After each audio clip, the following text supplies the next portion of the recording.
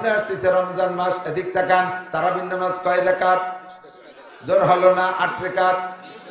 8 রাকাত কয় রাকাত? যদি কেউ 8 রাকাতের দাওয়াত দিতে আসে তার সাথে আপনি ঝগড়া করেন না, ওরে আমার কাছে পাঠাই দিন। ওসমান গনি মুসাফরি চেয়ারম্যান সাহেবের কাছে পাঠাই দিন। হুজুরের আগে 8 রাকাত পড়ায় যায়, তারপরে আমাদের গ্রামে দুইশ। কতক্ষণ?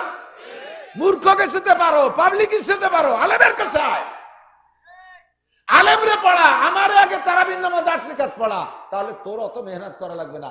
মাগুরার সমস্ত মানুষ আমার ভক্ত, হাজার হাজার মানুষ যে কোনো জায়গায় বসি, আমি ডাকি বলে দেবো মেয়াদ দিন ভুল কইছি, এখন থেকে তারাবির নামাজ 8 রাকাত। এমনি তো মানুষ কোম্পালি খুশি, আর যদি আমি কয়ে দেই তাহলে তো খুশিতে 8 রাকাত পড়বে। তোর ওই দাঁড়ে দাঁড়ে কোনাকানা সিফা সাবানদি ঘুষ ঘুষ করা লাগবে না, আমারে আগে পড়াই দে, আমার কাছে পাঠাই দেবেন, উসমান গনির কাছে পাঠাই দেবেন। পারবেন না ইনশাআল্লাহ? বলবো এ ঝামেলায় পড়েন কি পড়েন না? পড়েন। এবার আপনি 15 দিনের নিয়ত করে গেছেন, যাইয়েই ওই জায়গায় বসার পরে 15 দিন নিয়ত করে গেছেন যেখানে 15 দিন থাকবো, বাস আপনি 4 রাকাত পড়তে হবে, আপনি 4 রাকাত পড়বেন।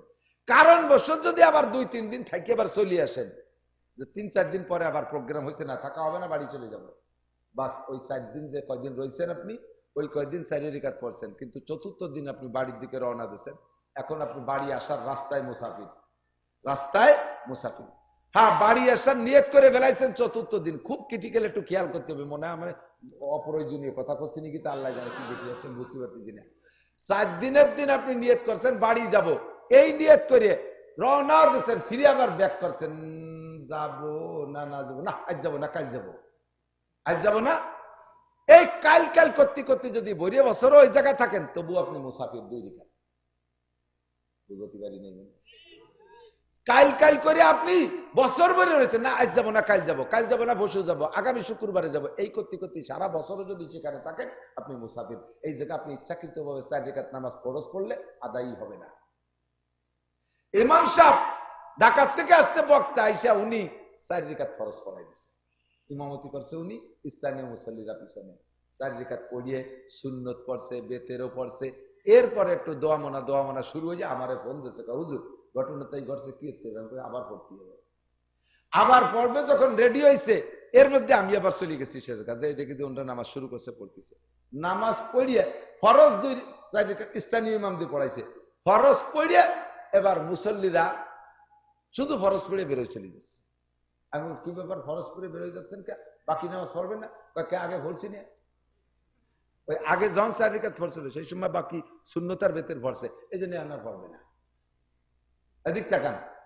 এরকম কারণে যদি একটু খোলাসা মশলা বলে দিই, আপনার যে যে নামাজের আগে, যে নামাজের ফরজ নামাজের আগে সুন্নতে মুআক্কাদা আছে, যেমন জোহরে 4 রাকাত, ফজরে 2 রাকাত, এই 4 রাকাত 2 রাকাত পড়া হয়ে গেছে, সমস্যা ধরা পড়ছে ফরজ নামাজে, বাস ফরজ নামাজে দোহরাই পড়লে হবে, আগের সুন্নত পড়া লাগবে না।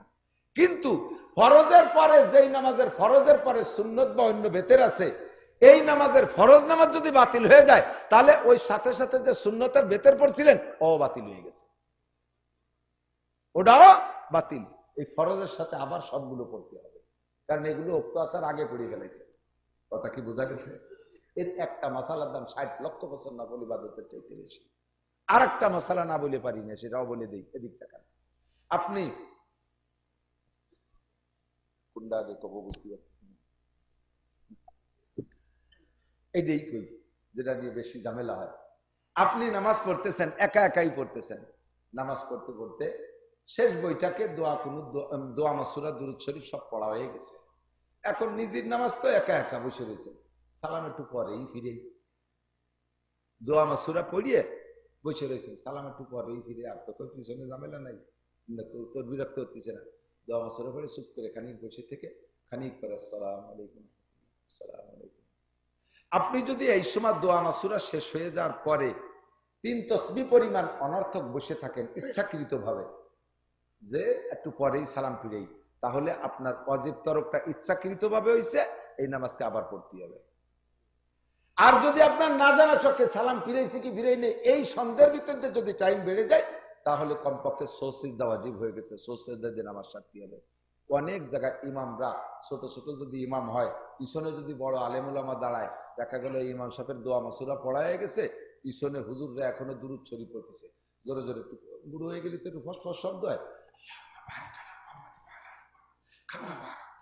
ইমাম শব্দে জানলা আমার দিকে গফুরুর রহিম হয়ে গেল ওনার দিকে বারাক্তা। কারণ যদি এত তাড়াতাড়ি সালাম ফিরে দিয়ে মুরব্বী নামারে দমক দিল, চুপ করে বসে রয়েছে, ওনাকে পড়া শেষ হোক, শেষে একসাথে সালাম ফিরে যাবে। এই একসাথে সালাম ফিরে নিবে অপেক্ষা করে সবাই নিয়ে উনি চুপ করে বসে রয়েছে, পড়া শেষ হয়ে যাওয়ার পরে এই বসে থাকা যদি চুপ করে থাকে, সুবহান রাব্বিল আজিম, সুবহান রাব্বিল আজিম, সুবহান রাব্বিল আজিম, একটুক টাইম ইচ্ছা করে চুপ করে থাকে, তাহলে ইচ্ছা করে ওয়াজিব তরক করছে, এটা সুজদায় সারবে না। আর না জানা কারণে ভুল, আবার নামাজকে দোহরায় পড়তে হবে।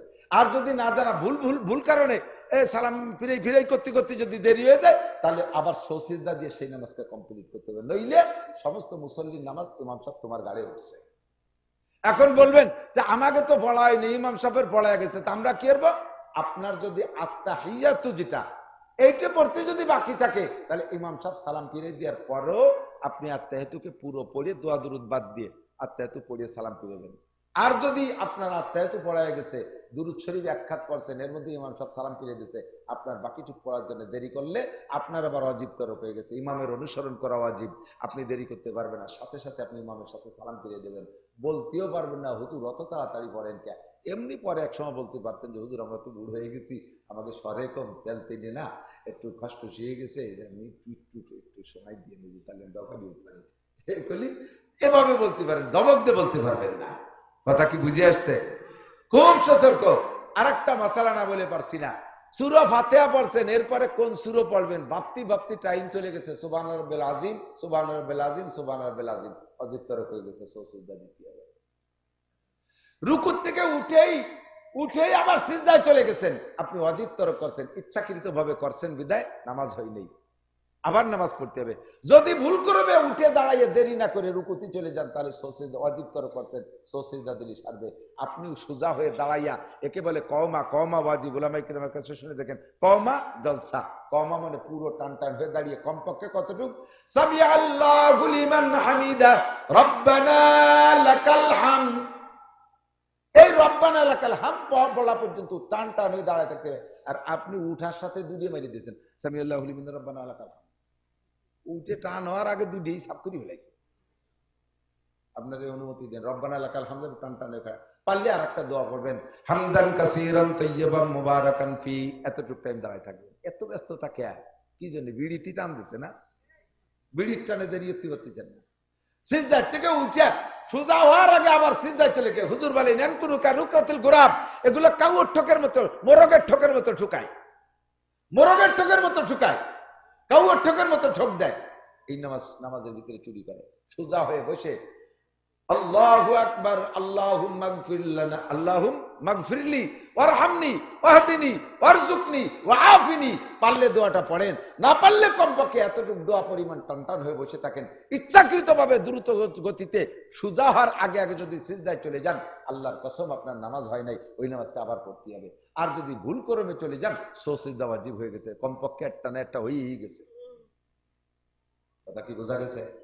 আমল করার তৌফিক দান করুন, বলেন আমিন। আল্লাহ তাআলা শরীয়তের বিধান জানার তৌফিক দান করুন, বলেন আমিন। আল্লাহু আকবার। ইয়ারফাইল্লাহুল্লাযীনা আমানু মিনকুম ওয়াল্লাযীনা উতুল ইলমা দারাজাত। যে কথাগুলো বললাম এই কথাগুলো শিখবেন কার কাছ থেকে?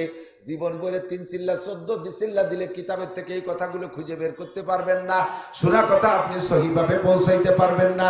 এজন্য আল্লাহ পাক বলেন কুল আতিউল্লাহ ওয়া আতিউর রাসূল, হে নবী উম্মতরে বলে দেন আল্লাহর হুকুমের অনুসরণ করো। কার হুকুমের অনুসরণ? আল্লাহর হুকুমের অনুসরণ করো। ওয়া আতিউর রাসূল, আর রাসূলের হুকুমের অনুসরণ এবং তার কর্মের অনুকরণ। খেয়াল করেন, রাসূলের হুকুমের অনুসরণ এবং তার কর্মের অনুকরণ করো। হুজুর কয় সাল্লু কামা রাআইতুমুনি উসাল্লি, আমারে তোমরা নামাজ পড়ো, আমাকে নামাজ পড়তে দেখো। ওয়া উলিল আমরি মিনকুম, এবার আল্লাহ পাক বলেন তোমাদের মধ্যে বিশেষজ্ঞ আলেম ওলামা যারা আছে তাদের অনুসরণ অনুকরণ করবা। জিন্দেগিতে কোন গায়ের আলেমের অনুসরণ অনুকরণ করলে ধোঁকায় পড়ে যাবা, সহি ইসলাম শিখতে পারবা না। সঠিক ইসলাম শিখতে হলে যোগ্য বিজ্ঞ আলেমের অনুসরণ অনুকরণ করো। আপনারা আমরা সাধারণ পাবলিক, আলেম হওয়ার সময় আমাদের নাই, আমাদের আলেম হওয়া আল্লাহ চায়ও না। আমাদের দৈনন্দিন ইবাদতের জন্য যতটুকু মাসালা লাগে এতটুকু মাসালা আমার জন্য শিক্ষা করা ফরজ। সামনে আসতেছে রমজান মাস, এদিক তাকান। তারাবির নামাজ কয় রাকাত? জোর হলো না? 8 রাকাত। 8 রাকাত। কয় রাকাত? যদি কেউ 8 রেখাতের দাওয়াত দিতে আসে তার সাথে আপনি ঝগড়া হইলেন না, ওরে আমার কাছে পাঠাই দিন। ওসমান গনি মুসাফরি চেয়ারম্যান সাহেবের কাছে পাঠাই দিন। হুজুরের আগে 8 রেখাত পড়ায় যায়, তারপরে আমাদের গ্রামে দুইশ। কতক্ষণ মূর্খকে যেতে পারো, পাবলিক যেতে পারো, আলেমের কাছে আয়, আলেমরে পড়া। আমার আগে তারাবির নামাজ 8 রেখাত পড়া, তাহলে তোর অত মেহনত করা লাগবে না। মাগুরার সমস্ত মানুষ আমার ভক্ত, হাজার হাজার মানুষ যে কোনো জায়গায় বসি, আমি ডাকি বলে দেবো মেয়াদ দিন ভুল কইছি, এখন থেকে তারাবির নামাজ 8 রেখাত। এমনি তো মানুষ কোম্পালি খুশি, আর যদি আমি কয়ে দেয় তাহলে তো খুশিতে 8 রেখাত পড়বে। তোর ওই দাঁড়ে দাঁড়ে কুনাকানা সিফা সাবান দিয়ে ঘুষ ঘুষ করা লাগবে না। আমার আগে পড়াই দে, আমার কাছে পাঠাই দেবেন, উসমান গনির কাছে পাঠাই দেবেন, পারবেন না ইনশাআল্লাহ? তারাবির নামাজ কয় রাকাত? যদি তারাবি 20 রেখাতই হয় আর তুমি পড়ছো 8 রেখাত, তাহলে কিয়ামতে 12 রেখাত কি দিয়ে বুঝ দিবা? আর যদি তারাবি অরিজিনালি 8 রেখাত হয়, আমি পড়ছি কয় রেখাত? 20 রেখাত, তাহলে 8 রেখাত জমা দেওয়ার পরে আমার ব্যাগের মধ্যে থেকে গেল কয় রেখাত? 12 রেখাতেই 12 রেখাত দিয়ে আমি অন্য কাজ করতে পারবো।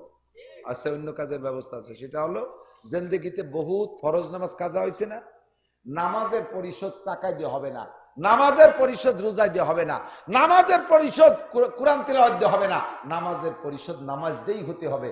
আমার ফান্ডে যদি নফল নামাজ থাকে, এই নামাজ দিয়ে আল্লাহ তাআলা কাজা নামাজের সমস্ত গ্যাপ গর্ত বন্ধ করে দেবে। কাজে আমার হাতে 2-4 রেখাত বেশি পড়া থাক। আর যদি 20 রেখাতই হয়, তাহলে 20 রেখাত পড়ছি, মাশাআল্লাহ সমান সমান হয়ে গেছে।